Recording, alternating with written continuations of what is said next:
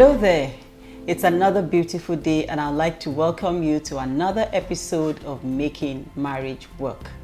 As usual, my name is Kemi Tony Akimumi and I have with me Mr. Kunle Emmanuel Adebayo in the studio. We have a guest couple and they will introduce themselves shortly. But what we'll be discussing today is something very, very important to family life, and so we'll be looking at rules, stereotypes, who is in charge of what in the marriage, what are the narratives that we all know before now, and what are the realities that some couple are going through. So join me as we start the discussion. So can you please introduce yourselves? Thank you for having us here. My name is Lanre Oluwole. Beautiful. Thank you, Mr. Oluwole, for being here. And I have my wife here too. Good afternoon. Yes. Good afternoon. My name is Doinsola Oluwole. Beautiful. Thank you for coming. Cool. Right. So, Mr. Kunle, over to you. Okay. Pretty much, I think they should just like Kemi has said, like what are the rules from what the society expects, and probably what is the normal thing, the rules of the couple in marriage, that is the husband I'm the wife. Society has a certain expectations of, oh, when a woman gets married, this is what she's supposed to do, this is what the husband is supposed to do. But we know that in some cases, it is not usually like that.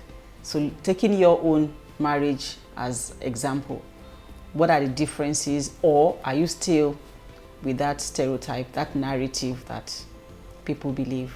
What's obtainable? Mr. Larry. Thank you so much once again.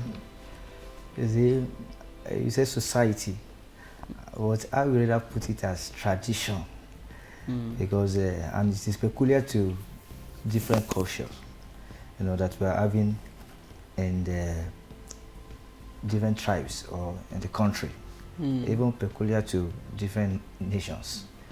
What is obtainable on the how spouses or the rules of spouses in each family, what is obtainable in Nigeria is not what is obtainable in South Africa. Right. Maybe different from other countries of the world. And especially now, come to Nigeria now, we talk about Yoruba, Hausa and Igbo. They have their peculiarities. Right. And so I am a Yoruba man, and we have what is obtainable in my culture.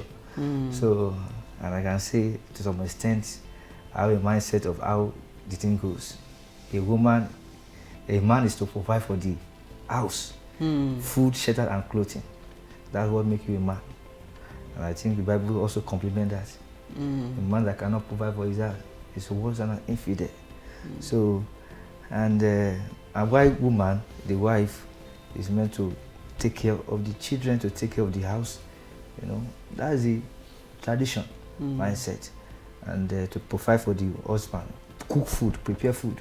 And I know that was the time, you know, even to say so, you know, this time around we are having shower, all those things.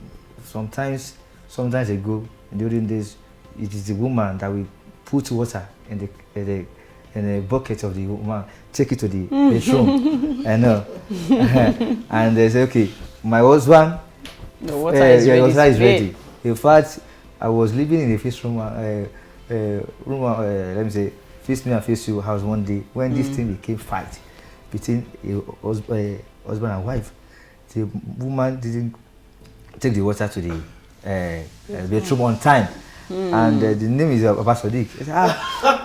And she said, why? You have not taken my water to the bedroom. What kind of woman is this? You before you know it, became to slam, and it became a serious fight between them. I'm sorry, is this because I was too slow today? Is that not a imagine? Because he had the mindset that it must be her. And you know, if you want to, you know, confirm what I'm saying, you know, when we are doing this thing, let me say, engagement, or that's a different kind of song. But those songs, they are lie you. You know, they be telling themselves, "Ili awadu oko lovo na scoop." So by the time But by the time you get straight to that, Ogbeni, all this one. I'm sure they sang that song on your wedding you day. And I hope it's not a lie. Let me hear from your wife. You know, Lori Hero, that's why that man I say Lori Hero at school. So there are traditions. They are, traceable to, let me say, the tradition that is obtainable in land. But I want to say about reality today. Right. I think we are wiser, and everyone has a way of defending his own strategy in the Bible. Yeah. Those people will say this is our Bible, and we also, if we want to package it, as a way we can package it, because the Bible says two are better than one because they have good reward for each other. So, and you have to help yourself, and there is no. It depends on the situations and challenges that you meet with. So that's it. These days is not. We are trying to let people know that husband is meant to provide food, money, but if you as a wife has a capacity to support, you can support. It should not be a case of your money is your money. It's our money. Our money. I really like that those opinions that you've shared, but I also want to hear from your wife. What are those, traditional rules that a woman is supposed to normally just pick up once she gets married? Okay, for a woman, traditionally, those are the things. There are some certain things your parents will have even groomed you on when you're about getting married, like washing your husband's clothes, preparing food, and cleaning the environment, making the home ready, as in neat, and some other things that even if your husband is talking, you have to be submissive, whether you really support what he's saying or not. Some even go to the extent of kneeling down. You must kneel down when or while you are serving him, irrespective. You must kneel down. And if not there, you even need that for table in advance. Yes, there are some cases like that. Said okay, because they assume the husband is their is Lord and Master. Lord and Master, and so the husband must be treated that way. Fine, I don't really dispute that in totality, but come to 21st century and in reality, right, there are some things. It's a two-way thing. And as they have said, we can always trace back to the Bible. We are helper. As a woman, we are not a servant. So, and we are meant to complement and help. Right. So right. I do tell people that fine, the husband is the head, the woman is the neck. So we are supporting the head. If the neck is not there, there's no head. Right. So the head would function when there is a neck holding the head. So pretty much every woman should know her place as a supporter. As a supporter. And also, it's important that the head of the home should also know that she is supporting. And also lead well. Lead well. Right. And also help. In our own case, I want to cite one or two examples. There's nothing, we don't have the stereotype routine that this is what you're supposed to do, this is what anything you are privileged to do, go on and get it done. Even to the house chores. Right. It's not that no, you must wash my clothes, you must iron it. I can't for us, sure, personally I don't like ironing. That's just I can't remember the last time I ironed my face. So I would wake him up when he's sleeping. Say that, please, I want to iron. And he will gladly do it. He will gladly do it. Fantastic. So, and the nature of my job, I would wake up very early in the morning while the children are still sleeping. So, and trust me, my husband prepares the children for school virtually every day. Fantastic. He prepares them for school, take them to school. These are now so the rules that has changed, because many years ago, in the olden days, It's not even the husband's business. Taking care of the home and the children is strictly A woman's the role. woman's home. But because of the change and as Because you also exposure- have to go to work. Yes. I want to say then, you know, women they don't work. What they do mostly is just housewife, full housewife. But nowadays you see that we have to complement each other financially and otherwise. So I don't see for me, I don't really believe in stereotype roles. Okay. Fine, if the husband is to provide for the house adequately.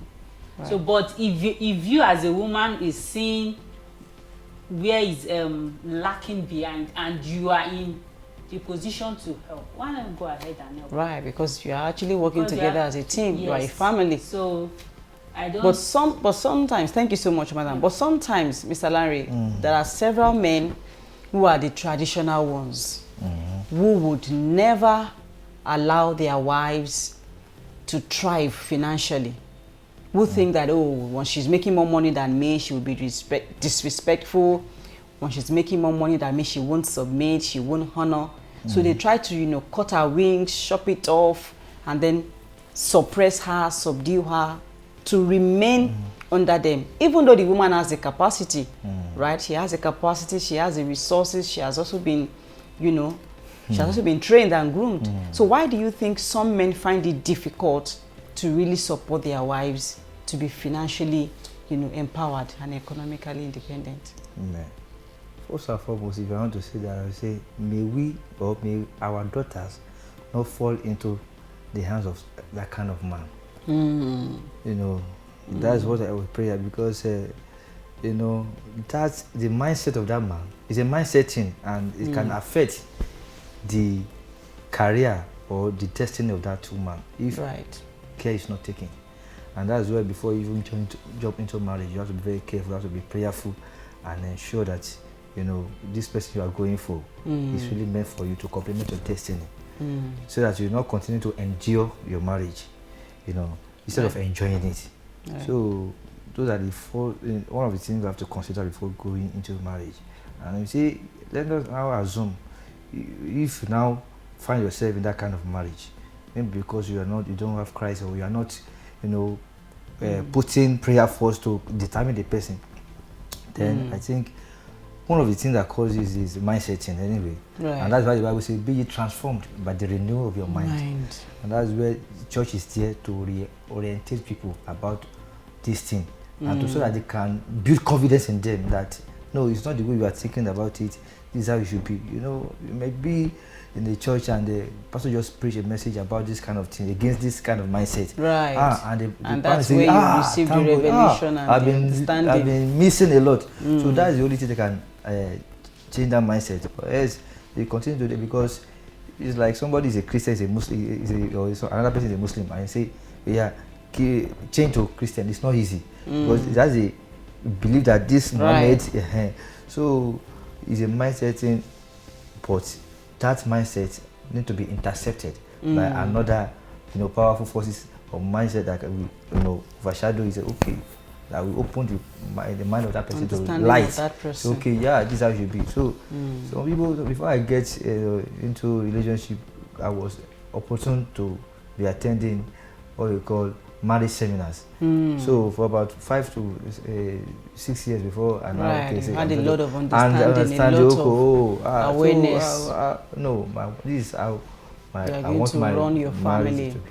Fantastic. So many things so like that. So knowledge is very important. Very, very important. This knowledge. It's knowledge. And it affects so many other things. Like some people, they want to come into marriage with a mindset of, oh, my mother-in-law or my father-in-law or my mother-in-law is not going to stay with us for 1 week or so.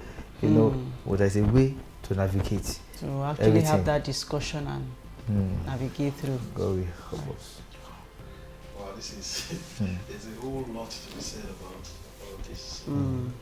I think we have to wrap up this, so we'll continue our discussion in the next episode.